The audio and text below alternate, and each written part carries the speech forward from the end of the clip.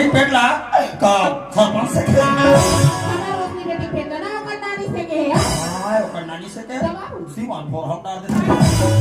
ये क्या हो गया चले गाड़ी निकाला जाती हम लेके बाइक हुदा हाले रोजाना ना सिर्फ कर रहे हैं अब मैं के जाबे एकदम रेडी हो गया ये भी मोती बन के हाथे लाख रहा जरूर तो मैं के देखे ना हमें सब दिमाग खा गया जाते जब के बीवी तोर मैं के सोच से सही चिट्ठी जब बैठी है आज चिट्ठी आ जाओ हाथ गांव चलते ना एक काम कर जल्दी सामान जोड़ तुरंत निकल जा ये बोल दे बा हम कर दे सुनो चल बेटा हम जाते ससुरा हम रात में खेत खाद घर द्वार अच्छा से देख रहे करना है हम ठीक है ये रोशनी अरे हम तो मामा का दावत है अरे तो मामा का दावत है